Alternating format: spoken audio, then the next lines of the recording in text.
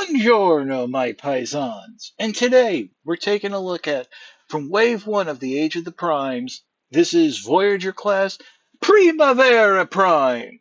Now, some of you are going to immediately say that I'm wrong, but you see, like many of my ancestors who came through Ellis Island, Primavera Prime, the first Italian prime, had their name changed. And unfortunately, the more common name is Prima Prime. But that's who we're looking at. This was actually one of the first figures from Age of the Primes that got leaked out. It's a futuristic truck, as you can see. Its main weapon, a sword. The sword of I think it's the Star Saber actually, can store in two pieces. The blade slides into the back, while the hilt goes in the bottom. And let me just point out real quick for the hilt, you want to make sure that the part that the matrix of leadership plugs into faces out, because the other side, peg, it actually sits too far down and won't allow the truck to roll. Speaking of rolling, if you go ahead and remove this, there's a secondary vehicle mode. I guess to get that full, authentic Cybertronian feel, you can rotate the wheels up, front and back. These back ones here are on a bit of a double hinge here, just like so. And you have a hover truck mode, just like that. Kind of nifty, huh? Yeah. Now, you're wondering what to do with the hilt. There are plenty of ports. You can just stick it here along the side, but yeah, you have a hover truck. And if you really want to get crazy, in both modes, you can form the sword just like so. Plug it in, and there's a slot in the front, and you can have hover truck stabby mode. Yeah. Or, flip the wheels back up and, just, there's little tabs there that'll guide those back wheels into place. But, driving stabby mode. Yeah. Yeah. Or, maybe if you do it. Oh, can you do it this way? Let's see. Okay. Let me just. Oh, no, because there's a certain way the blade has to go in, so. Yep, it's got to be like that. Yeah. So this is a very nice sword. I'll show you how to attach the matrix when we get into robot mode, because the matrix is actually in here in the robot chest. But now to get into the transformation, and let me start off by saying that I don't think the instructions do as good of a job as they can. And what I mean by that is some of the details are a little confusing. So I'm going to go over that. But starting off, the first thing you want to do is come underneath and just fold these wheels out of the way. That's just to give you some space to work with. And then what you want to do is fold open the back here. These will be the legs. They actually do peg in to slots. There's tabs here by where the feet would be that go into slots on the back of the arm. So just fold that out. And then what you want to do is untab the feet from that little nubbin will go into that slot there. And then what you can do is double hinge the wheels in, and now that full slot will accept the tab that's on the wheel. Kind of a bit of a blind tab right there, but the hinging and stuff will help guide it in. So there's that. So now what you can do is split the legs. They do, by the way, come attached in the packaging. So, and the knees actually, if you notice, when they're perfectly straight, are kind of doing that hero pose. So you can just loosen them up and now just a touch. So now we're going to come to where I think a lot of the work is in terms of the transformation, and that's the torso. Now let me just very gently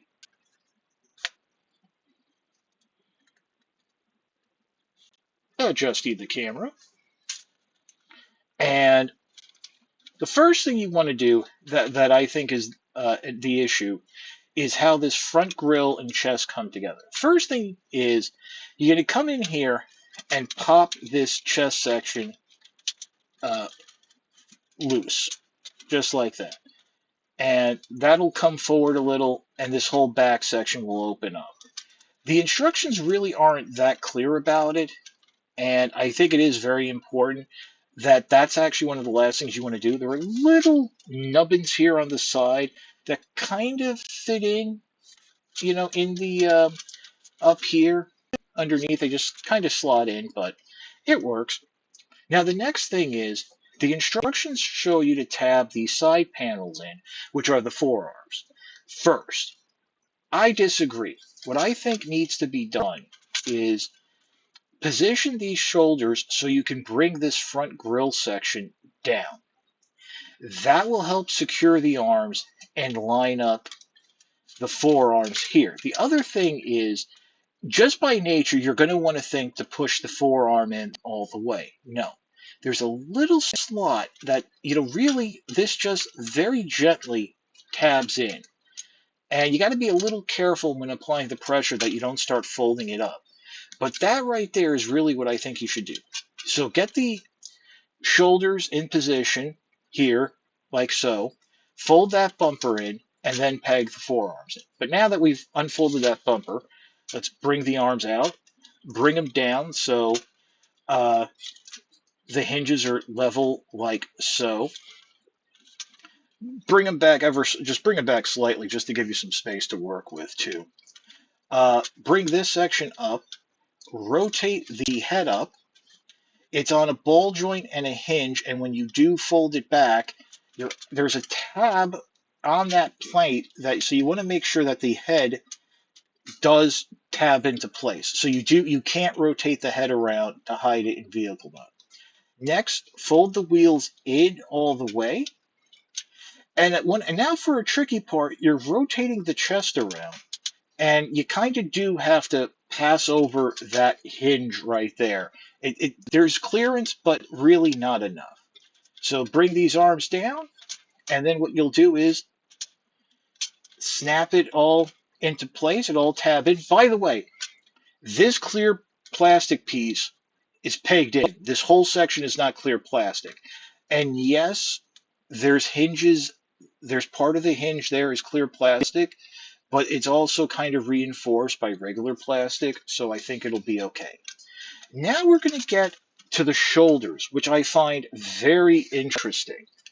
The shoulders,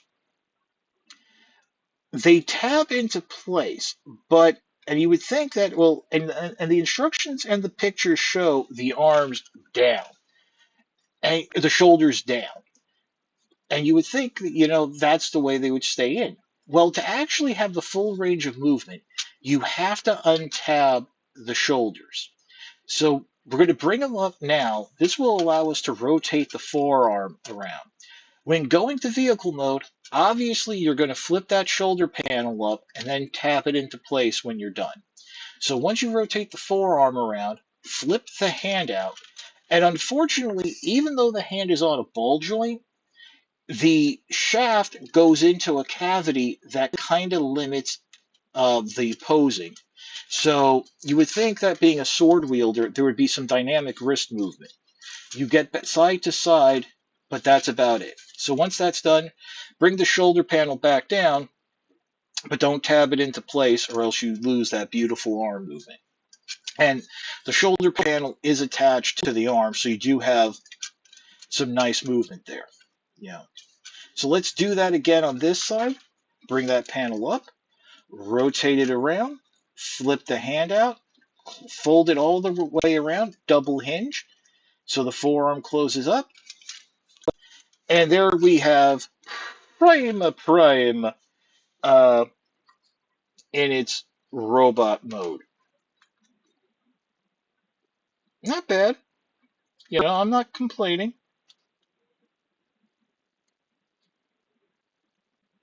So there is that. Let me just do a little adjusting the camera. So there we go. We have the figure in robot mode. Now to bring in the sword, let me show you where the matrix is. And the matrix is actually in the chest, and I'll be honest, I have a dickens of a time popping this open. So you want to get your thumbnail or something in there, try to snap it open, and there's the matrix. Looks like the same matrix we've had dozens of times before, but go ahead, pop it out, give it the old wiggle jiggle, close this up. Now, as we saw, there are two posts. The post with the extra tabs here is where you want to peg the matrix in. And goes on like that. And now you can just put in the hand. But before we get to the hand, let me just point out the hands can't open. So that really upsets me that we don't have that extra wrist movement for some more dynamic sword posing. Also, on the packaging, they actually show the figure doing a nice two-handed grip style pose, which, let me just quickly show you, you can pull off, but you see what the problem is? The grip is not long enough. So you can line the hands up, it'll kind of stay there, but nah, just not working. And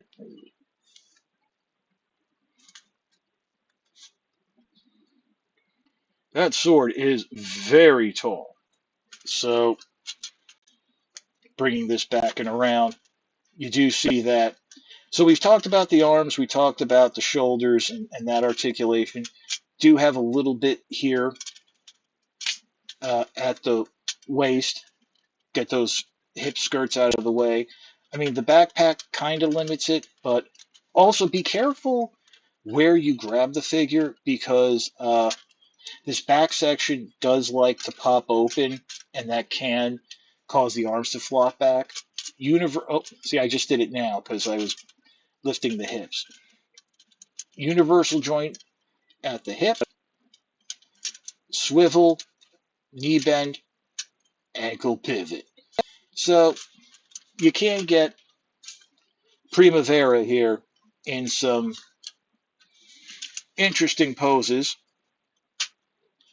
Uh, Interestingly enough, I mean, if you're wondering on where this figure, the character comes from, it it was from the Covenant of Primus, but some of the look here actually comes from one of those flashback G1 episodes where a character that was shown as an early Autobot leader has been retconned into Prima Prime. So there is some of that. So the coloring comes from Covenant of Primus. Some of the design comes from that G1 episode. So there's about that. Oh, and by the way, real cool, there is storage on the back for the sword, and the arms can rotate into place. You can peg the sword in and have the figure posed as if they're drawing the sword. That is something I always give it a little extra kudos for. I always give figures with swords extra kudos that they can draw their own weapon, because that's kind of like, the thing for swords. But I do also makes me more disappointed that we don't have that extra wrist articulation. So, yeah, how about we finish up this review? Okay, so I kind of dig Prima Prime. Now, of course, my enjoyment of the figure came after I transformed it a few times and I kind of figured out what the instructions were trying to say, what they weren't saying. And I think that's kind of important. Really, the toughest part of the transformation is the whole torso area and just getting everything lined up. But as long as you get those shoulders tabbed in first, everything comes along quite nicely, and it does tab in quite solidly. I didn't have an issue of the side panels popping out, the front untabbing, so you can have some fun there. Other than that, the articulation is spot on. I do enjoy it. I'm like, as you see me noodling with it here. Really is just a solid overall figure. Now, I got this figure from GameStop. The Wave 1 Voyagers are in stock now there. But you can find all of the Wave 1 2025 Transformers, Studio Series, and Age of the Primes at Walmart. Deluxe, Voyager, they're there. Remember, there's no core class anymore, so but that's only in the brick and mortar stores. Website, remember, Walmart makes their money off of brick and mortar, so the website's going to come in much later on. Although some of the figures have been starting to trickle day by day. So, yeah, um, is this a rush out and purchase? I don't know. I mean, for the accessories, I really dig the sword. I mean, I kind of glad I got it first, but is this the kind of figure more so than Red Alert that's going to maybe sit around and possibly go on sale? Yeah. So maybe that'll help you factor in your decision. But that's about it. So if you like this review, like, comment, and subscribe. I appreciate the views, your likes, comments, and subscriptions. Helps communicate to YouTube that my channel should be exalted and held upon high. If you want to make the ultimate sign of support, I do have a Patreon. It's www.patreon.com/chuckdog1999. All I ask for is $1 a month and $12 a year. You guys know the rest.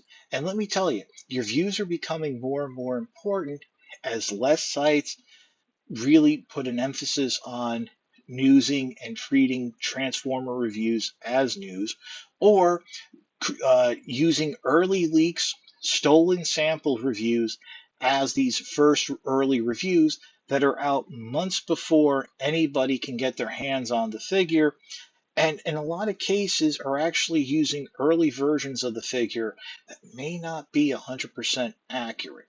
So by you supporting me, you really help keep my channel going and send a message that you want reviews like this, not those early stolen toy reviews. But as I very quickly also want to add, Patreon is just an extra. Your views, they really do the best. And I know times are tough for everybody, cost of eggs, food, everything. It's Patreon is just a cherry on a generous Sunday. The fact that you guys take the time out to watch these videos, that's thanks enough for me. So there's that. But that's it. Once again, this is your old pal Chuck for Primavera Prime, or known by its Anglo-Saxon name, Prima Prime. We will see you next time.